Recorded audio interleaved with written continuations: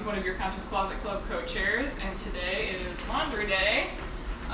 So did you know that actually in the life cycle of your clothing, the use phase is actually the most environmentally impactful because of the process that you go through to take care of your clothes. So that means part of having a conscious closet is actually learning how to take care of your clothes in a responsible way. So today we're going to talk about my normal laundry routine and some tips that can save you not only environmental impact but also money. So let's get to it. Let's start with detergent first. So sometimes I will pick up, Meloria is a great brand, it's actually made in Chicago. I'll pick up some of their laundry powder sometimes, that's what this carton is. But sometimes it's fun to make your own laundry detergent. So I have a quick, easy recipe here that I actually borrowed from Shia of the blog Wasteland Rebel. So some really easy ingredients that you might already have at home. So you take a bar of Castile soap. This is just standard Dr. Bronner's. You can kind of find that anywhere. We have a cup of baking soda. Everybody has baking soda. And then a cup of washing soda, which you might not be familiar with, but should be in your grocery store, just in the laundry aisle. It looks pretty much just like a big box of baking soda. It's usually this yellow color. So cup each of those. And then what you want to do is actually grate your bar of soap. This seems like it might be a lot of work, but if your soap is, pretty soft, it goes pretty quick. It's a nice thing to do while catching up on your favorite TV show.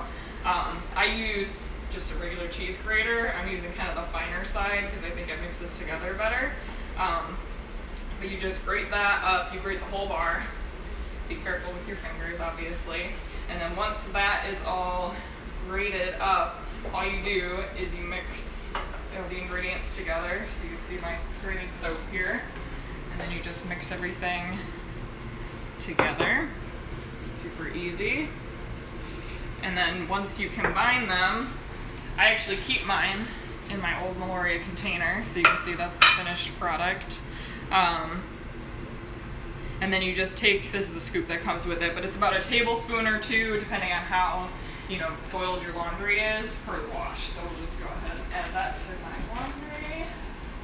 And you want to add your soap before your clothes. So I just put 2 little scoops in there. And then we're good to go on our detergent. So next up in the laundry process is obviously adding our clothes. So you want to make sure that you're thinking about your water temperature, right? So first of all, I like to sort my clothes actually before we do anything else. So if you guys are familiar with,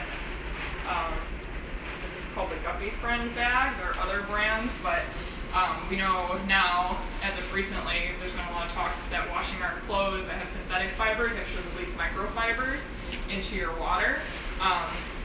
So bags like this, and there are some other options too. This one I think you can get at Patagonia sells them. There's some other places you can get them too, and it comes in different sizes. But you put any of your clothes with synthetic fibers in these bags, and it'll catch the microfibers. You'll see them in the corners here. I cleaned mine out, but then you can just pull it out and you actually toss that in the garbage so then it doesn't get into your water. So that's helping to protect our water, keeping those little microplastics out of our water system, which is great for us and the fishes. So I sort my clothes actually by synthetic versus natural fibers. So I have a couple items that are 100% natural fibers, 100% cotton. I've got 100% linen here, so these don't have to go in the guppy bag because when you're working with 100% natural fibers, these will actually biodegrade. There's actually a fun chart that maybe I'll share with everybody later about how long it takes natural fibers to biodegrade. Natural linen is actually one of the quickest. Cotton is probably next. But these can go straight into the laundry without going in the bag because we're not too worried about those microfibers, so those are good to go. You may be saying, Miranda, you're not sorting your clothes by color. So when you are washing with cold water, which is what we would recommend, it saves a lot of energy in the laundering process when you wash with cold. So I go ahead and flip mine to wash, rinse, both cold.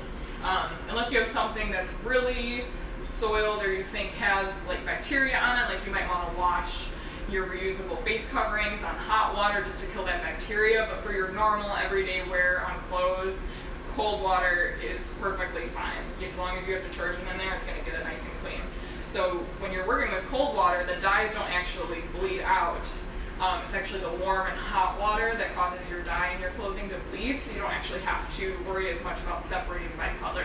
You know, if you have your really light whites, you might not want to wash it with your dark indigo denim, but other than that, you can kind of keep things together because that cold water helps to preserve the dyes. So then my other items I can just put in my Guppy Friend bag. And these you don't want to fill more than halfway because you still want there to be room for the clothing to work around in the cycle, because what really gets your clothes clean is that friction of the clothing on each other, and that's what helps as the water's working around. So once we've got this about half full with our clothing with the synthetic fibers, we just zip it on up and we throw it in there with our other things that are already in there.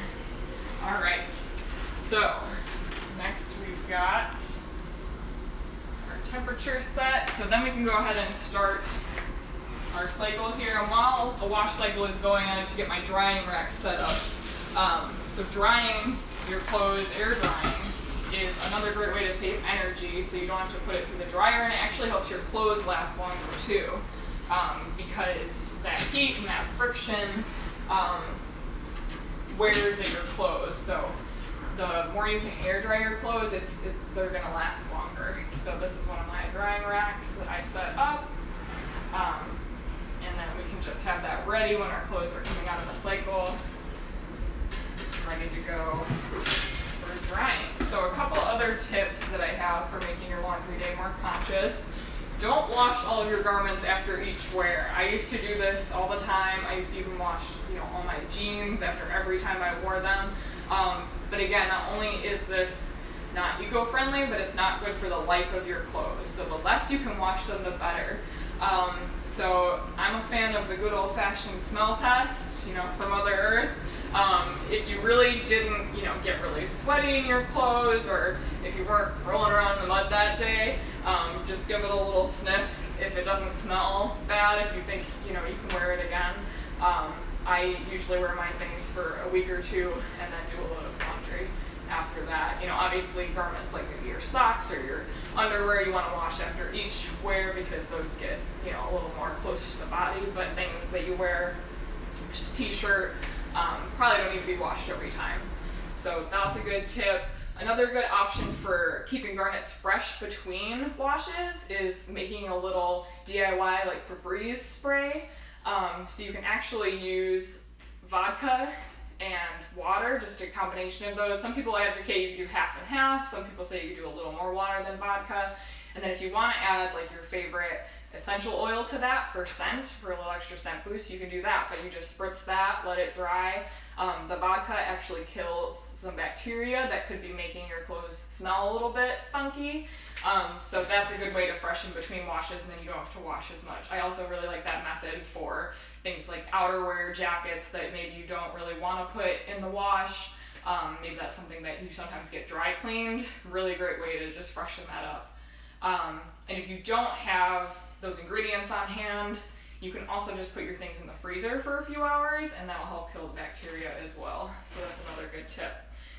For dry clean only clothes, if you really do have things, like if you have to wear suits to work, just make sure you're seeking out a dry cleaner that doesn't use a chemical solution called PERC, because that's really toxic, not only, bad for you, bad for the environment, but bad for the workers that are in those facilities. So just try to find a green dry cleaner. There's a lot of places that use green cleaner that won't use those chemicals. They'll use other methods. So if you do have to dry clean, it's usually not eco-friendly anyway, but it could be, you could focus on making that a little bit better. And then the other thing is for stains, try treating them with natural products. There's a lot of products out there that you don't really know what's in them.